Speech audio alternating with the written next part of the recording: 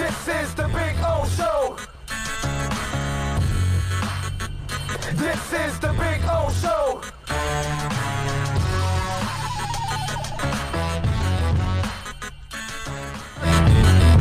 All right, we promised you we're going to talk a little Tua, and of course, Travis. I hope I don't butcher the name. Is it Reier from BamaOnline.com? You can follow him on Twitter at Travis Reier. Is that how it's pronounced, Travis? Or did I butcher it? You win today. You win today's bonus prize, though. Great job with that. That's often butchered, so it's appreciated when somebody gets it right. Hey, listen, with the name like Alzugaray, trust me, brother, I know all about butchering, and it's kind of like you get used to it pretty much at this point. Anyway, how you doing, Travis? How you hanging in there in this crazy time? Yeah, we're doing as best we can. I know you guys can relate as well, and just trying to follow as much of the safety measures as we can, and at the same time go about our daily business. It's surreal for sure. Yeah, no doubt about that. All right, so when you were watching the draft, were you shocked? Were you surprised? Or were you just saying, okay, this is what I expected. I expected Miami to take him at 5. I didn't expect Tua to go lower than 6. So I would say it was pretty much in accordance with what I anticipated going down. Now, there's so much talk. I guess you could say a lot of it's smoke in the days leading up to a draft each and every year. So, yeah, you start trying to wonder what's real, what's fiction.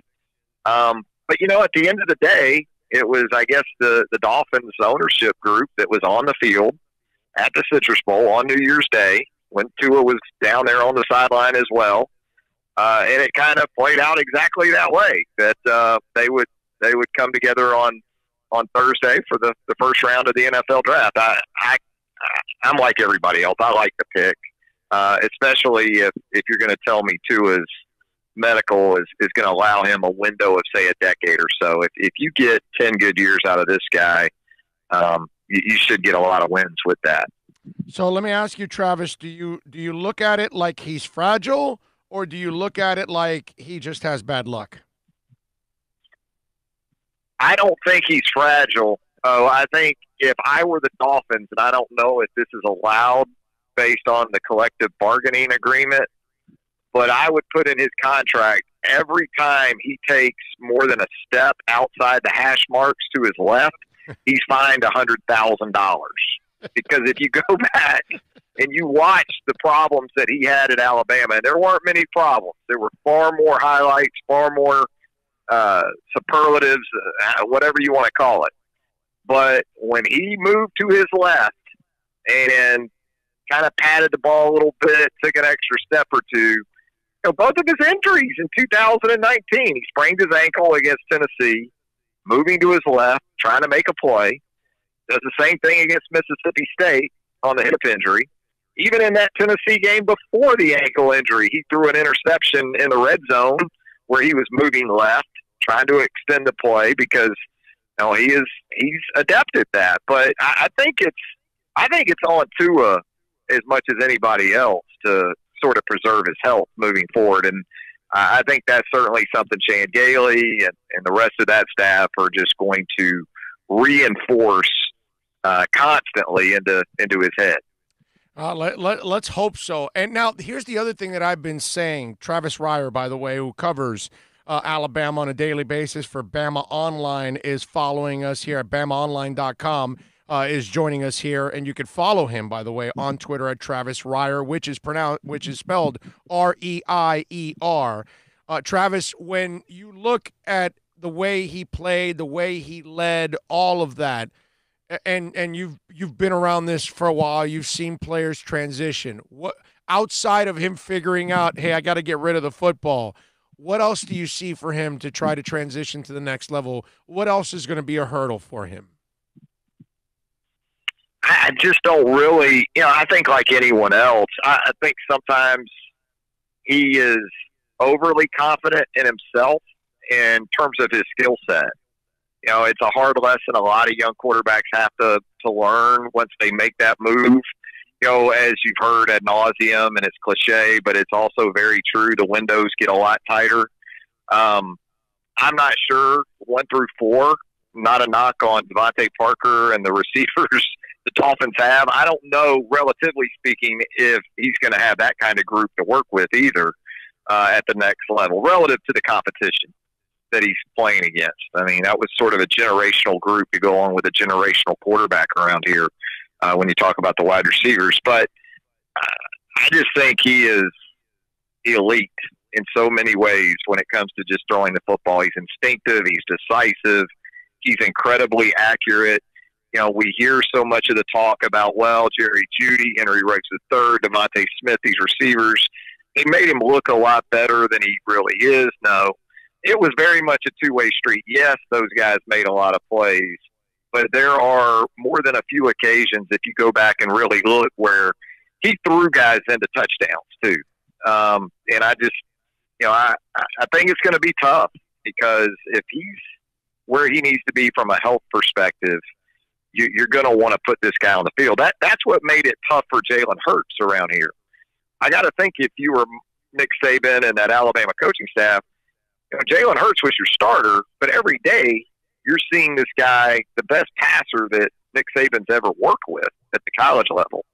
And he's just doing his thing each and every day. And it's going to be difficult not to take the wrapper off of Tua pretty quickly, I don't think. Again, because he will take your breath away with throws that are by, you know, I can see they're simple throws. But even against air, you see enough from him to know that he's just one of those special guys. You know why, Travis? One of the things that that you're describing, it's ball placement.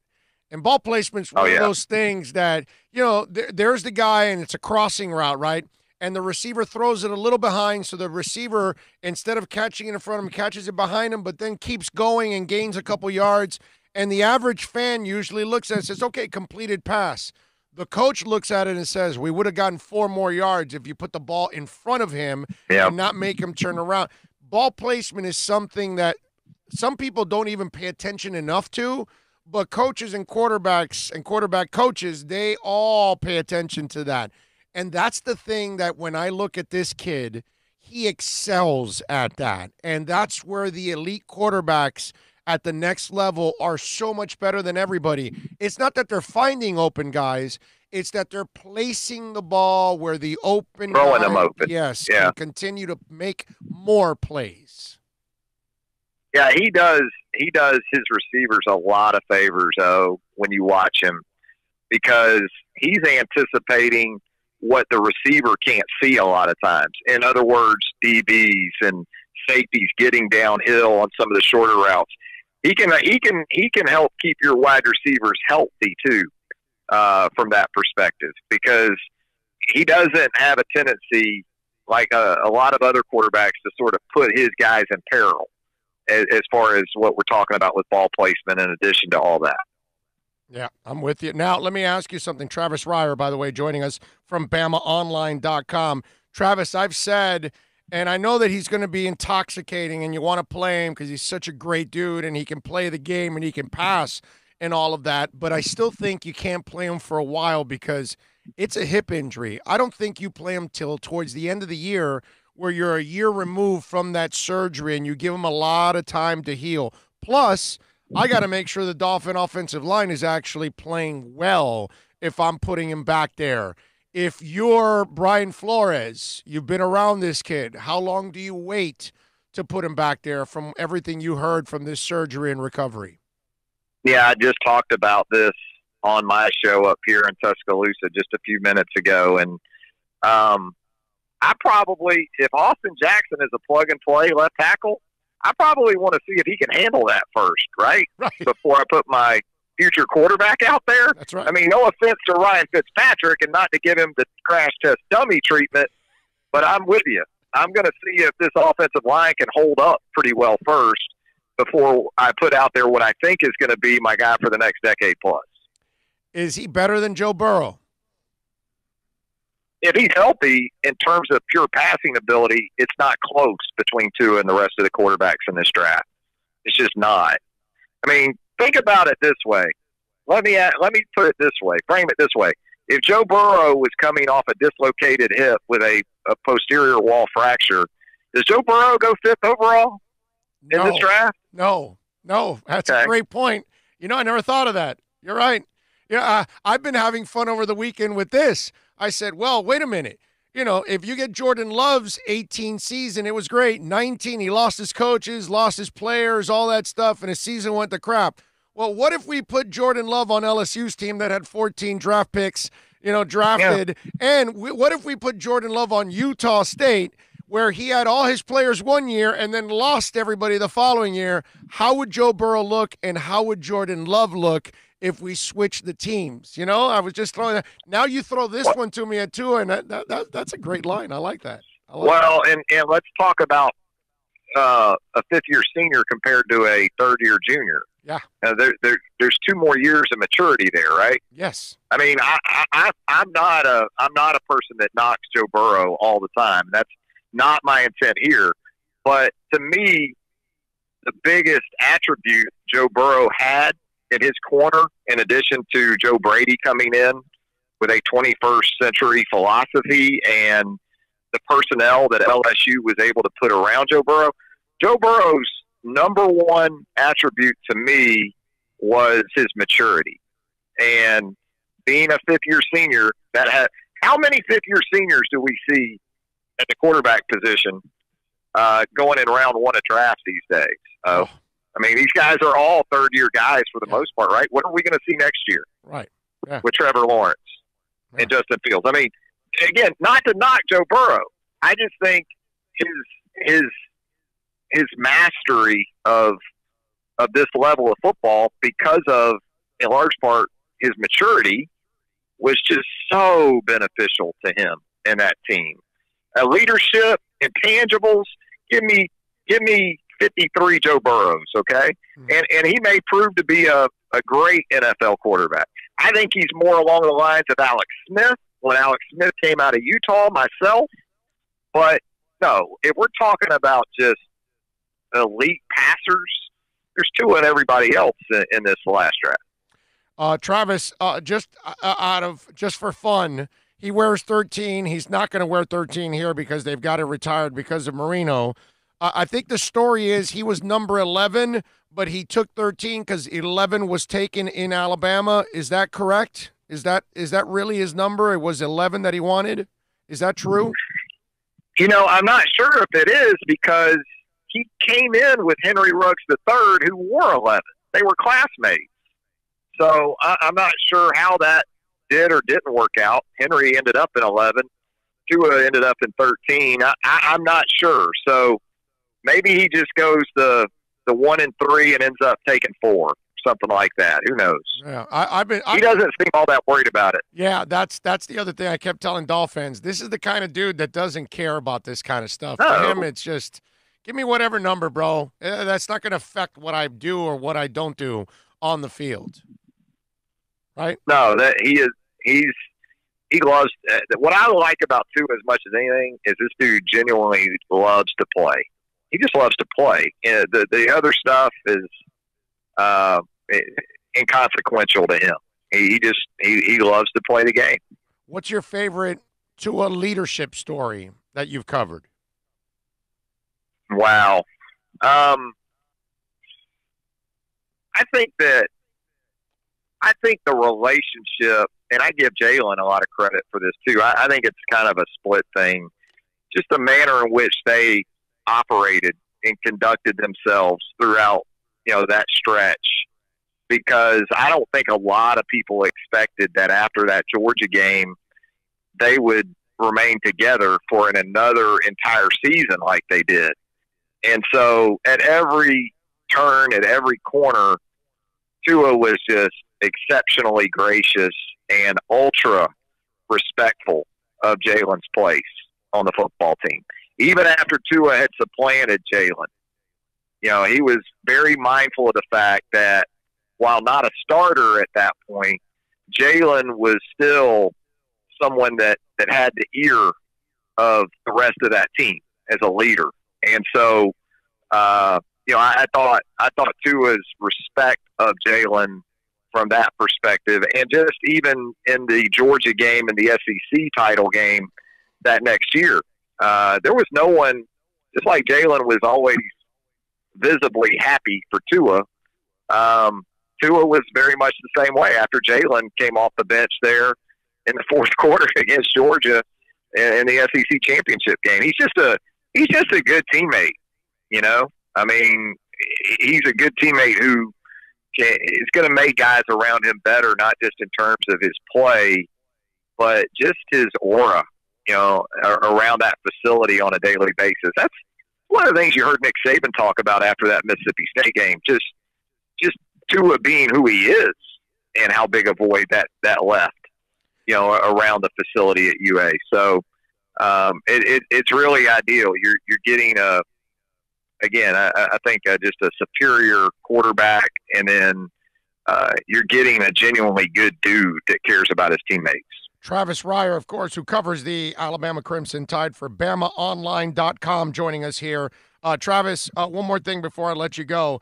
Let's talk a little Raekwon Davis, because Miami picked him in the second round. Tell us a little bit about Raekwon. You've covered him for a little bit. Raekwon is going to make you think, physically anyway, DeForest Buckner, Eric Armstead. You know, he's one of those sort of extraordinary defensive linemen that is in that 6'6", 6'7" range that you frankly just don't see as much of. But he was a guy coming out of the gates, especially that sophomore season 2 years ago. You thought about the performance that year and his future at Alabama. You just figured it was one more year, and then this guy's going to be a 3 and out to the National Football League. Didn't happen that way. His production wasn't what you sort of expected it to be his junior year, and really even his senior year in terms of tackles for loss and sacks and things like that, not exactly through the roof either. But here's what you like about Raekwon Davis. When he's been asked about it, he's owned it. And when I've watched Raekwon Davis at practice or, you know, in games, I don't see a guy that just takes a lot of plays off. He just has to figure out a way to get to another level of playmaking. And, you know, he's still fairly early in his development. And as we've seen with some of the guys I mentioned previously, it took Eric Armstead a little while to get to where, you know, he was coveted like he was here recently, I guess, by the Colts, or maybe that was Buckner, one of the two. But he's got that kind of upside, is the point. And so Raekwon going round 2, you know, with what he can be, that made some sense. Well, I love that he's a man enough to own up to it and all of that. But when you look at it from an outsider's point of view there, why did his production go down? Because obviously these guys must see something in him that they think they're going to be able to pull out. So was it the scheme? Was it the way he was used? Was it lack of opportunity? Well, what do you see in his game, and why his production fell over the last couple of years? Yeah, I think his junior year, it was a little bit more of just being overshadowed by a guy having a heck of a year. I mean, Quinnen Williams went off, you know, and kind of went from off the radar to number 3 overall pick, I think it was, by the New York Jets a year ago. So that was part of it.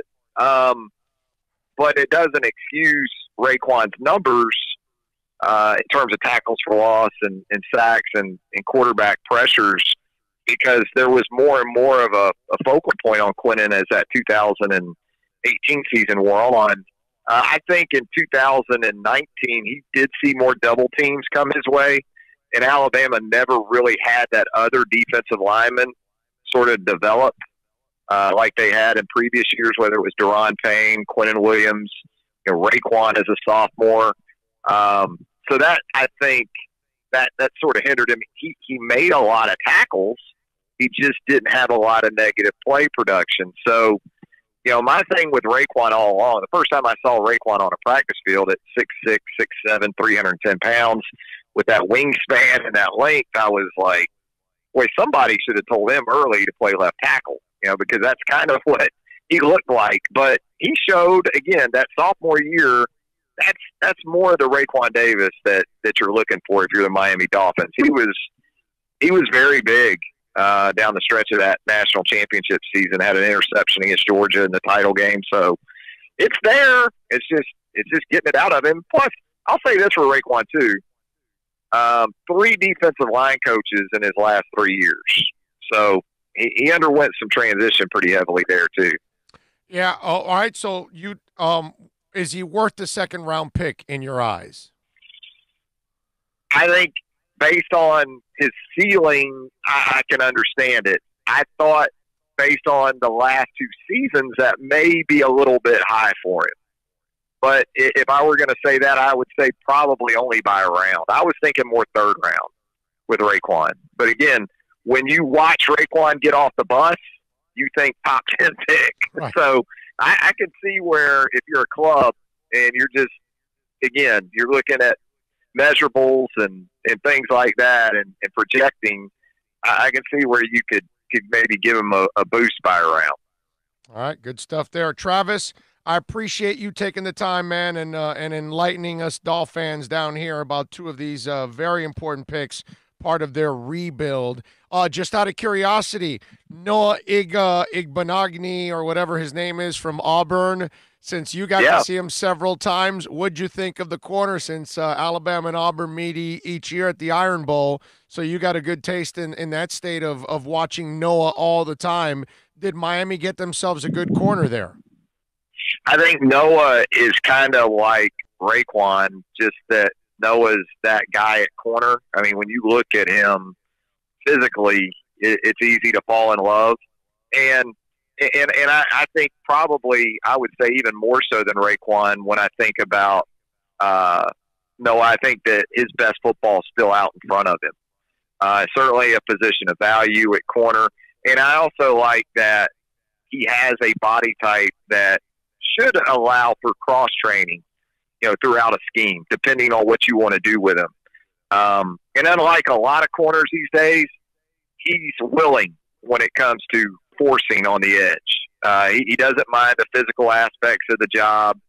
I'd say he's still a little bit of a work in progress from a man coverage or just coverage in general perspective. But, yeah, I think he's kind of like Reakwon that way, in which you say, if we're going to take a chance, we're going to take a chance on talent. And I think that's where he fits that bill. Well, make sure you follow him on Twitter at Travis Reier and catch his work there at BamaOnline.com. Travis, thank you for taking some time, man. We really appreciate it. Great insight on the players. Have a fantastic Thank you for having me. Stay safe, my brother. Take care. You got it. There you go. Travis Reier, man. Good stuff there. Appreciate him, as always.